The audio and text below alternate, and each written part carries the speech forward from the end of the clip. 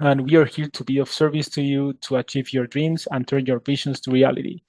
So today we have a very interesting guest. Let me introduce you to meet Mr. Lorne Scarlett. Lorne Scarlett is a seasoned professional with an impressive 26-year career at WorkSafeBC, dedicated to the Prevention Services Division. With a background as a small business owner, before joining WorkSafeBC, Lorne brings a unique perspective and extensive knowledge of small businesses operations to the table. He's had conversations countless conversations with small operators throughout his career and is eager to share his expertise with you. Lorne is not only a wealth of knowledge, but also incredibly personable and easygoing. He welcomes all of your questions and is ready to engage in insightful discussions on workplace safety and small business management. Whether you're a small business owner, an aspiring entrepreneur, or simply interested in workplace safety, the event is a must attend for you today. So now I'll pass the ball to you, Lorne. Please go forward with your presentation. Okay. Thank you so much. That was a very nice introduction. I am a 26-year veteran of WorkSafeBC, and I've spent pretty much over 20 of it working with small operators across the province. I kind of came from a unique perspective of being a small business operator before I joined WorkSafe, and was a small operator when I actually got a consulting contract with WorkSafe. And to be quite honest with you, I didn't have a clue who they were and what my responsibilities were as a small business owner. So because of that, I got kind of launched into this role, and I've learned so much from out speaking with the smaller operators that are basically in all stages of their business, for whether they're just thinking about starting their business, whether they've actually started their business, and when they're at their point of actually hiring workers for their businesses. So I'm not sure exactly where any of you are in your evolution of getting your businesses started, but I know that I've been speaking to a lot of interesting organizations, very similarly to Vision Reality, that are actually helping new immigrants do this, get started in business here in this beautiful province of ours. So this is kind of an overview of who WorkSafeBC is. They're unique in how they work with small operators. I will tell you that it is. I found it a little daunting to learn, but the good thing is that over the years, what we've done is we've learned a lot from speaking with small operators, and have started and continue to develop resources to help small operators better understand us and better understand the requirements that are associated with you as a small operator in this province and working with WorkSafeBC. So that's what this is going to cover off today, is some of this. It's at a fairly high level. I'm sure there will be questions. There will be questions afterwards. And just to let you know that I do a lot of one-on-one consulting with small operators as well. I work for consultation and education services. So I'm not in enforcement, not on the claim side of the business. I'm more of a generalist when it comes to WorkSafe. I've been on the prevention side for my whole career here, but I know enough to be kind of talk you through and help you through possibly some of the things that you're going to run into. And I also have other options available to you. So I'm going to just get started here. Basically, workers' compensation was started back in 1917 in what was called a historical compromise. And what it was, and this kind of underpins workers' compensation right across Canada, is that workers gave up their right to sue if they were sue their employer if they were injured on the job, and in return, employers agreed to fund a no-fault insurance system called the Workers' Compensation Act. And as I said, there's a workers' compensation board in every province in Canada. Some of the regulations are different, but basically the way we do business is very, very similar. We're all regular insurance companies But we in British Columbia are different because we also hold the regulatory function of it, as well as the consultation function of it, or the prevention of workplace injuries, accident injuries. So part of the premiums that are paid by employers into WorkSafeBC pays not only for the insurance piece of it, so covering off the claims costs and things like that, but it also pays for the WorkSafeBC officers that go out and inspect workplaces. And it also pays for people like me to be able to speak with people like you who are starting businesses and help with sort of the generalization of WorkSafe and try to help you along that line. In other provinces, the WCBs only do the claims piece of it or the insurance piece of it, and the regulatory function is covered under the Ministry of Labor. And so they don't have the consultation and education piece that we do here. So we've been able to help employers because of that, and that's what I'm kind of hoping to do today. So as you're going to find out as you go through your businesses, there are different types of insurance that are available. There's property and contact, public liability, errors and omissions, vehicle. Those are all done by your insurance agency. But injured workers is only covered by WorkSafeBC or WCB. That's the only place you can get it. And if you hire workers in the province and of any type, it's mandatory. It's by law. You have to register with us. So if you're going to be hiring workers to work in your company, chances are you're going to have to deal with this. So that's just the way that it is. So insurance is mandatory for most employers in BC because its premiums are paid by the employers, and it covers off all the claims paid to workers. And that again goes back to 1917. Injured workers are eligible for a claim whether or not their employer is registered or not. However, there is some caveats attached to that. So for example, if you're not registered, like I was not registered because I didn't know I had to be, right? And as it turns out, I was a sole proprietor, and I had workers, but they were from other provinces. So I had to go through a lot of, I had to jump through some hoops or whatever to figure out whether I needed to be actually registered with them. And at the end of the day, I ended up registering as an incorporated company because then I became a worker for my company. And if I was ever injured on my job, I could have the same benefits as other workers would have. So the premiums that are paid, they're paid by the employers of British Columbia. Even though we're governed by a board of directors that is appointed by the provincial government, we get no taxpayer dollars. We're not funded by taxpayer dollars. We're funded simply by the employers of the province. That money is then, just like other insurance company, is invested into portfolios, and that is how we use and manage claims and costs associated with the accident injuries in the province. So, and at the end of the day, you cannot get this type of insurance anywhere else. It's not available. So if you take a look at a comparison between us and, let's say, the United States, where all workplace insurance is private. So about 80% of workplace injuries in the United States goes to litigation. It doesn't happen here. So, because again, it's the no-fault insurance, and it's that same way across Canada. So on a basic level, that's the way it works. So the benefits being is for our insurance that basically all workers are covered. It's a no-fault insurance.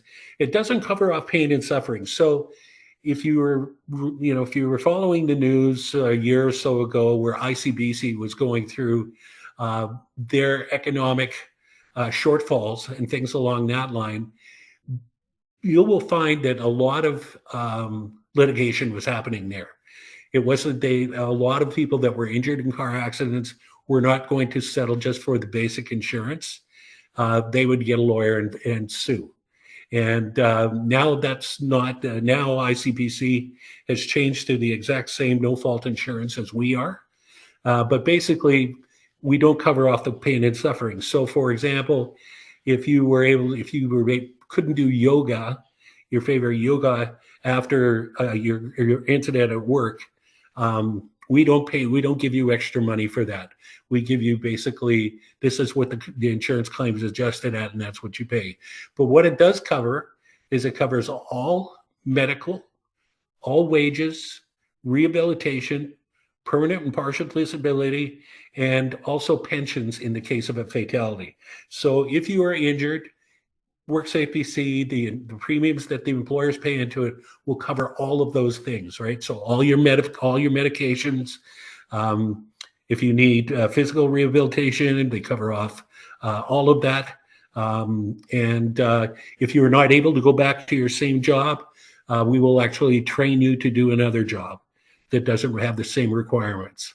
So it is automatic to all workers in the province, as I said before, but is optional to sole proprietors, their spouses, and partnerships. However, there is an optional program for that, which I will cover off a little bit later. So, do you need coverage as a business? And this is a question that I get asked many times. So, and the first thing I say, are you a business that hires workers, either full-time, part-time, casual, or contract? And this could be your children, if you hire your children to work. And if you do, you're required to register. If you were incorporated, and you under a name such as Co. Company Limited, Incorporated, and that is part of your business name, then you're required to register. Homeowners, this is more of a public service announcement, but not so much anymore because there's so many of us that are working from home.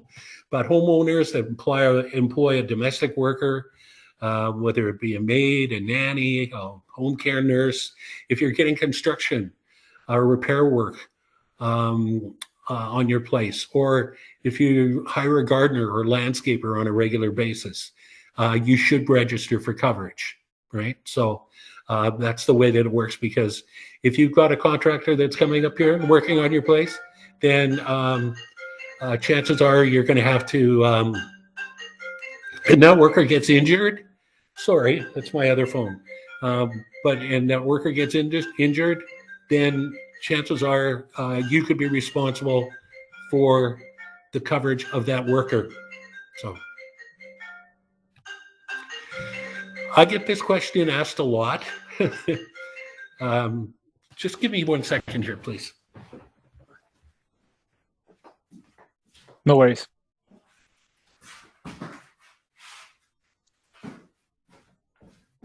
Sorry, I just turned that other phone off. Okay, so I get asked this question a fair amount. Am I a contractor or am I a worker? Because some of you might be exactly that. You may not have any employees, right? You could be a physiotherapist that does single work, doing that way. You could be a professional coach or an educator of some sort, right? And that will probably you'll never end up hiring a worker.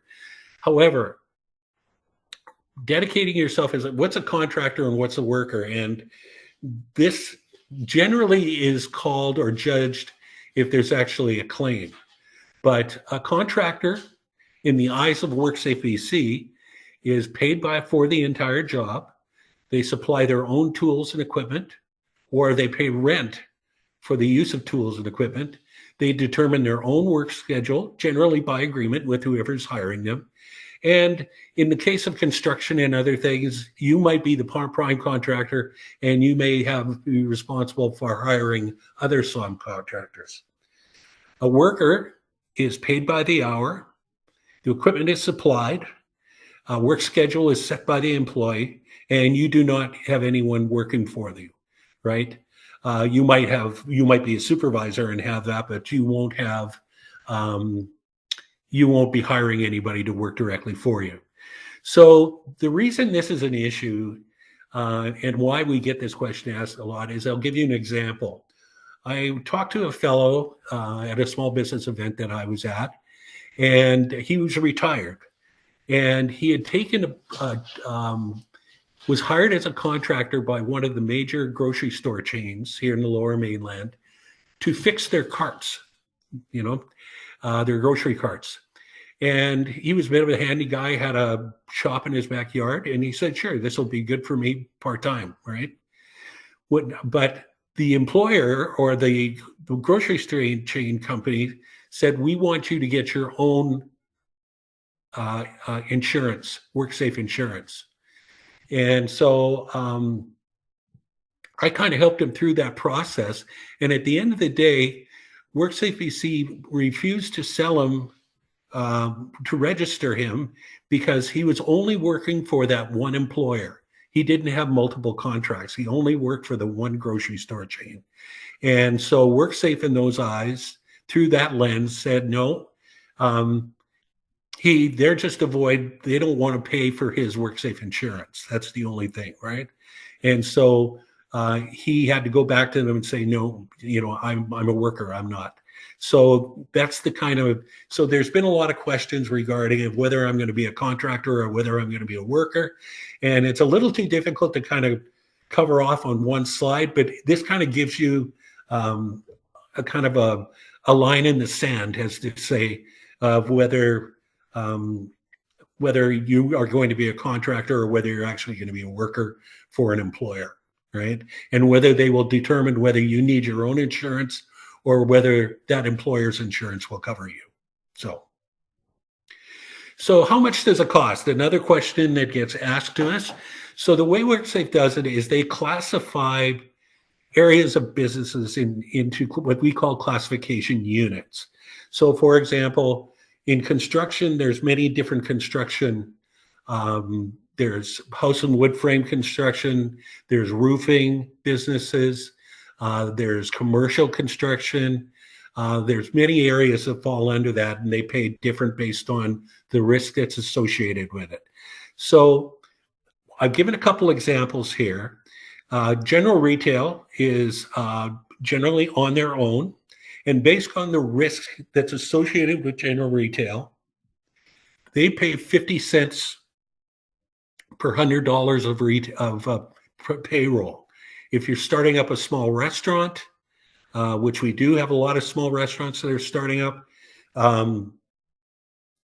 this was 2022, 23 rates are out. I just haven't had a chance to look at them and update the slide, but it was 79 cents. And generally they might go up a penny, or they'll drop a penny or 2 cents or 3 cents.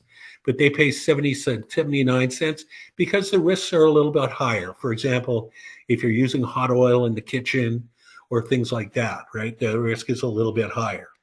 So if you've got a payroll of $50,000, as a general retail, based on that, you'll pay $250 per year for your insurance coverage at WorkSafeBC. If you're a restaurant, it's $395 a year that you will pay for insurance coverage. So what that means is that if any of your workers are injured on the job, it's all covered by the premiums that you pay. So all their health care, all their rehabilitation, everything it takes to heal them, to get them back to work for you, is all covered off, as well as 90% of their wages, right? So that's kind of what you get for your money.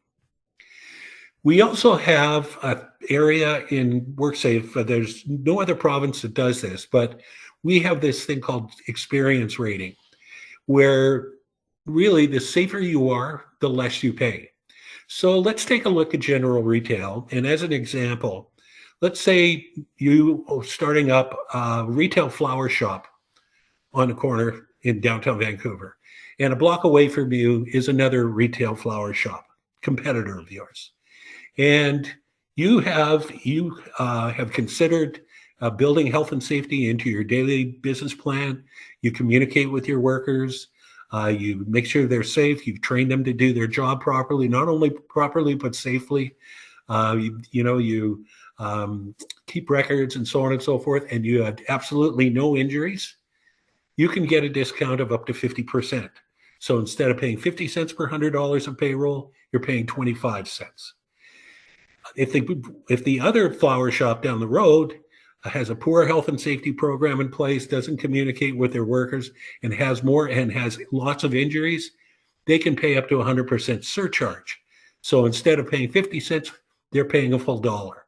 So having a good health and safety program, communicating with your workers can be a competitive advantage, a clear competitive advantage financially, right?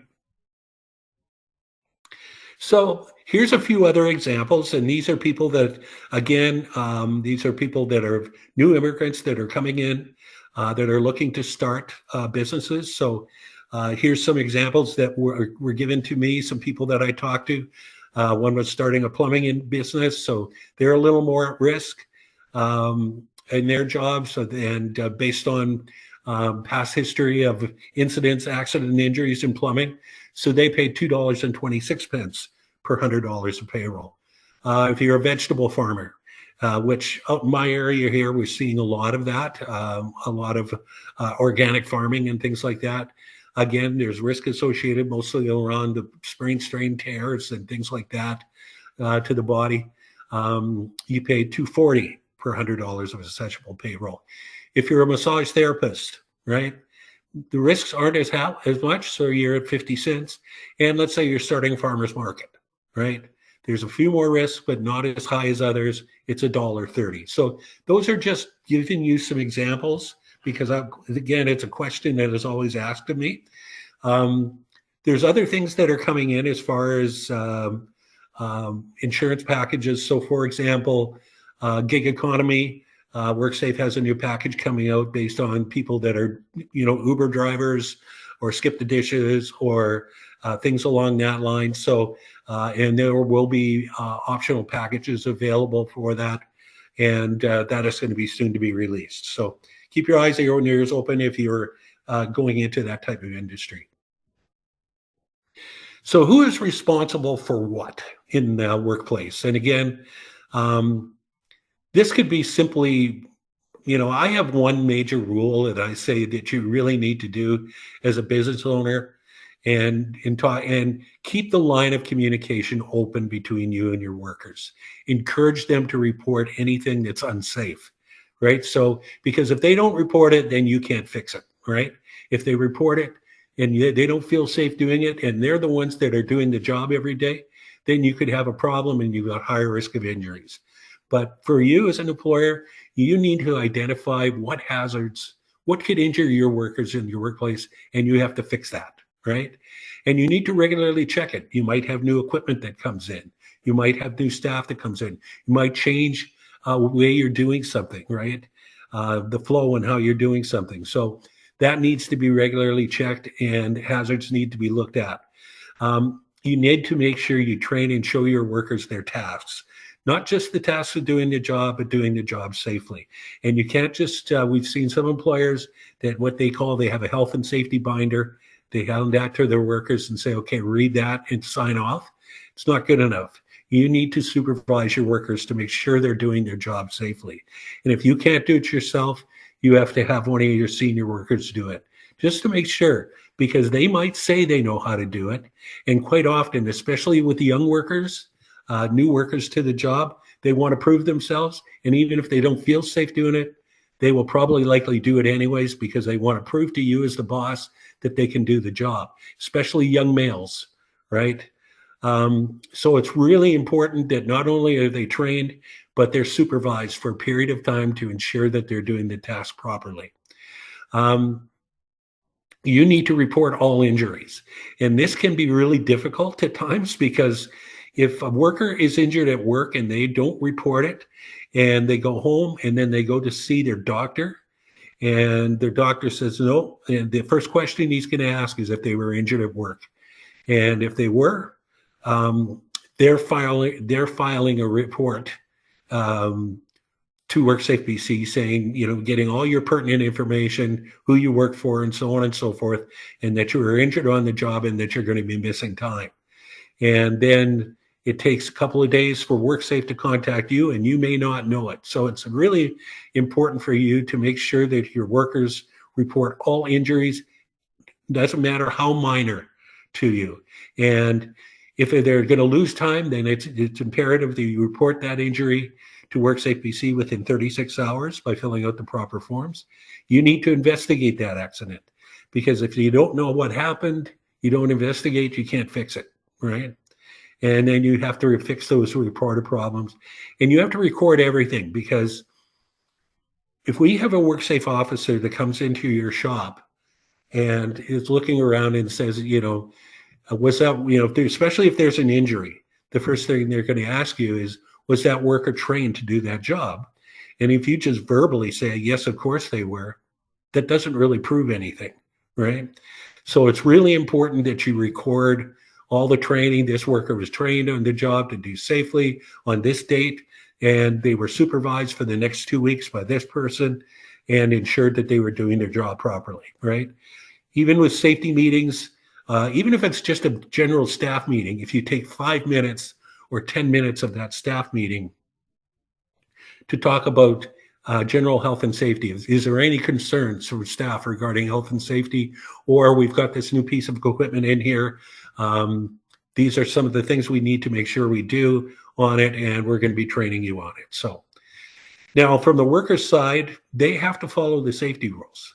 And that's imperative, and you have to make that very clear. So for example, if you've got a noisy, let's say your as this fellow was that was manufacturing screen doors in his garage, he said when his workers came in, he had them wearing hearing protection, but some of them felt that it was uncomfortable and they didn't like wearing it. Well, the problem with hearing is that if you get hearing damage, it's permanent. It doesn't come back.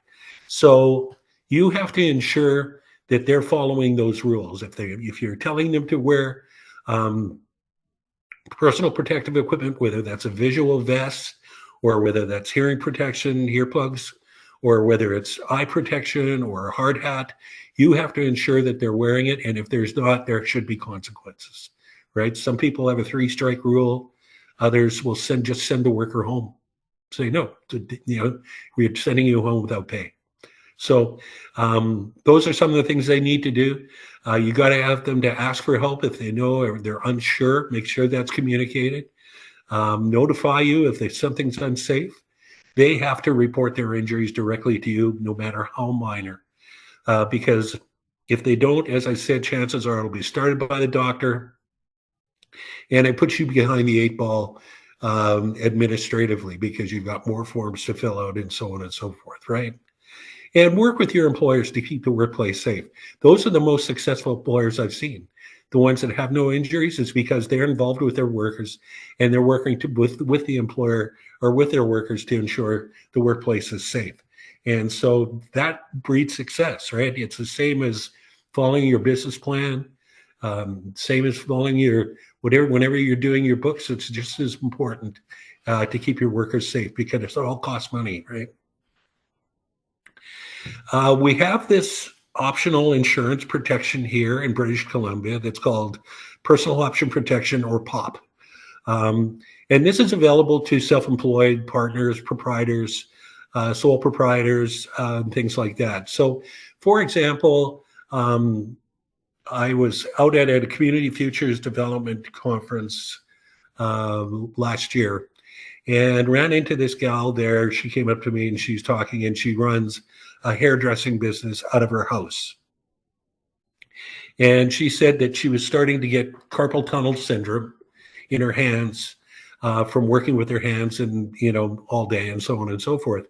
And she was looking to take out insurance in case she needs to take some time off because of carpal tunnel. And so I coaxed her or helped her through applying for optional insurance, disability insurance, and she insured herself for what she thought would be, a viable amount.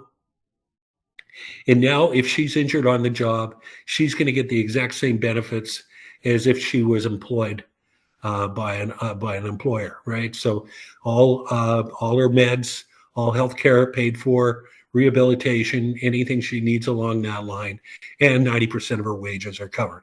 So if you're the sole proprietor and you're the major breadwinner in your family, it's a good idea to take a look at this if you're a sole proprietor, because if you are injured at least you know you've got some money coming in and all your healthcare costs are going to be looked after. So I always mention this to people as an option, and I certainly see a lot of more small single operators that are taking advantage of this. So just to give you an example of what the coverage options are, the minimum coverage is $2,500 a month, right? So what you would be paying is approximately whatever classification you're in, unit you're in, right? And if you take a look at, we go back to retail, it's 50 cents per $100 of a payroll, and you're insuring yourself for $2,500. You will get not only all your healthcare costs and rehabilitation costs covered off, but you'll also get paid back $1,972 per month. And that's the minimum. You can go up from there, as you can see in the slide, up to $7,500, but you need to prove to WorkSafe that you're actually making that kind of money, right? So, and whether that be through an income tax or through receipts or whatever, you just need to prove that you're making that kind of money in order for us to insure you at that. So I'll just go through this really quick. So what does it look like in British Columbia with small business? And so in BC, WCB covers off 225,000 employers, over 500,000 work sites, and $2.2 million or 2.2 million workers. Of that, 190,000 employers, or 93%, are considered small business. Now, we consider small business fewer than 20 full-time employees. But I also know that recently, about 78% of small employers that are registered have 1 to 5 workers. So that's a fair amount of micro employers in the province that we're insuring, right? And we insure about 555,000 workers that are working for small operators in the province. So again, that's a fair, when you take a look at it, we certainly know who's driving the economy in the province, right? It's the small employers. And that's why it's become really important for us who work with small employers at WorkSafeBC to find information or get information out there to help them, and get information out there that is easy to understand and easy to put into place, can I say, or apply. Here's kind of what we know about Small Business BC. We know that there's limited knowledge of occupational health and safety. If you've ever seen or gone online and looked at our regulation, which is what the regs are for all workers or all different business industries in the province, what they have to abide by to keep a safe workplace. And this is law, and this is who we've got our prevention officers that go out and inspect on a daily basis. But small operators have little or no resources to devote to OH&S issues. They don't. Not only are you the owner, you're the worker, you're the janitor, you're the bookkeeper, you're doing multiple tasks. And when you look at a lot of the legal speak that's associated with Workers' Compensation Act and the regulation, it's extremely difficult to understand. And it's extremely difficult to find people that you can hire to understand it for you, right?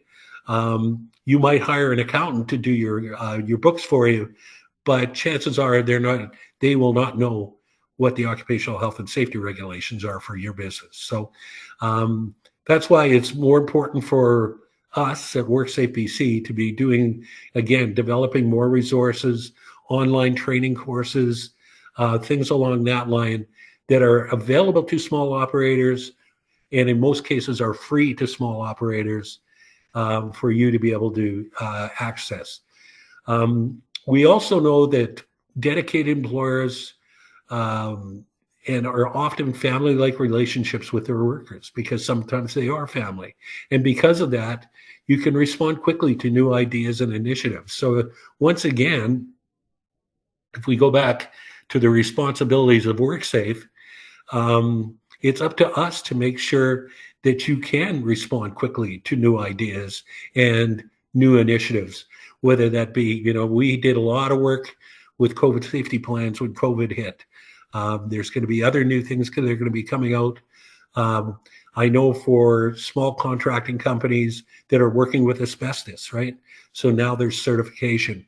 So there's a lot that gets tied into that. So, we need to make sure that we're responding and providing good information to you in a timely manner so you can respond quickly without tying up a whole bunch of your time, right? And just a few claim statistics, because I talked to, again, a lot of employers that say, I'll probably never have an incident, right? I'll never have an accident. And chances are you might not, right? There's no doubt about it. But these claim statistics prove that accidents and injuries do happen in small business. So the injury rate, which is the overall injuries per 100 workers in the province, is 1.9 compared to the provincial one, which is 2.2. Again, 93% of all employers in BC are small, but small business represents about 23% of our claims, 26% of the claims cost paid, and 30% of the work days lost. So even as a business owner, you're generally not going to ignore 30% of your business. So that's the way we are right now. And even though the date for 2011 to 2015, this pretty much holds true up to today, 47% of the serious injury claims happened to small business, and 57% of the accepted workplace fatalities happened to small business. So you may not have as many claims, but the ones that are happening are generally more serious, right? And those are the ones that generally cost them more money and are where the days lost come into play. So those are just a few things that we know about the small business in British Columbia. What can you do online at WorkSafe? This is growing on a regular basis, but you can register online, register your business online, or you can contact the employer service center to register. You can register for personal option protection online. You can submit your payroll and your payments online. You can get clearance letters online. And just to explain a little bit what a clearance letter is, let's say you're hiring a contractor to come out and reshingle your roof at your house. The first thing you want to ask that person is whether they're registered with WorkSafeBC, because if they're not, and somebody is injured, WorkSafe could come back to you for the full cost of the claim, right? All the rehabilitation costs and so on and so forth. Whereas now the best thing to do is ask them if they're registered for WorkSafe. If they say they are, ask them for their registration number. Then you can go onto the WorkSafeBC website and go in for call up clearance letter, type in the number or the name of the business and send it in. And within generally 2 hours, WorkSafe will get back to you saying that not only is the contractor registered, but they're also in good standing, which means that they pay their premiums on a regular basis and they are not in penalty for serious WorkSafeBC regulation neglect, right? They've had serious injuries, multiple. We ran into this a lot with asbestos abatement, where there were multiple companies that were putting their workers at risk with asbestos. And now the government has made it mandatory for them to be for asbestos company to be trained. So you can look at OHR regulation online. There's a ton of health and safety information. If you're this notice of project will not be something that most of you will probably deal with, but if you're planning on going into the construction trade as a general contractor or something like that, you will have to file notice of project when you're starting a new, whether it be a house build or whatever. And also notice of serious incident. So if a serious incident happens where it's serious threat to life or whatever, loss of limbs, anything along that line, you can report that instantly, and there will be much more prompt action to save of getting that person looked after. So those are a few things that are available online. This is some of the information that we've developed for small business, and this continues on to this date. But this was some of the stuff we did back in the early 2000s, where print guides were still very, very popular. Nowadays, what we're doing is we're developing a lot more online webinar content, e-learning courses, and things along that line. But we have stuff that's dedicated specifically for the hospitality industry, small business hospitality, small business retail. We have the small business primer, which is now called Health and Safety for Small Business. There's a basic overview very similar to what I'm giving you today. Then we have it for, again, for small retail workers. We have stuff for small ranches, small agriculture, all sorts of things. And these are all available both in print and online in PDF format that can be downloaded, and there's no cost associated with it. So all this stuff is available, and we continue to develop more and more and more as we see economies changed and the different types of new businesses that are starting. That's what we're working on a lot right now, is stuff for new gig economy workers and things like that, for keeping them safe. There's also the employer's advisors, and a lot of people don't know about these guys, and they don't do a lot of advertising. But WorkSafeBC can be so complicated that we had to, the government had to appoint another agency to help employers deal with us. And I say that facetiously, but in a way, I do say it's true, because here's an example. I was talking to a couple at, again, one of the small business conferences that I was at, and they had a small coffee shop in the front of the store, but in the back, they had a small bakery that only her husband worked at, where they baked fresh goods that they sold in their coffee shop. And when they registered with WorkSafe, WorkSafe registered them under a bakery instead of a coffee shop, where still most of their accessible payroll, the people working, most of them worked in the coffee shop part. But, and the problem was, of course, is that the bakery had to pay much more, because there's more risk associated in baking in a bakery than there is serving in a coffee shop. So I put them in touch with employers' advisors, and employers' advisors went to bat for them and worked with WorkSafeBC and got them re-registered as a coffee shop. And they did that at no cost. All of theirs, they have a lot of free online seminars. They develop newsletters.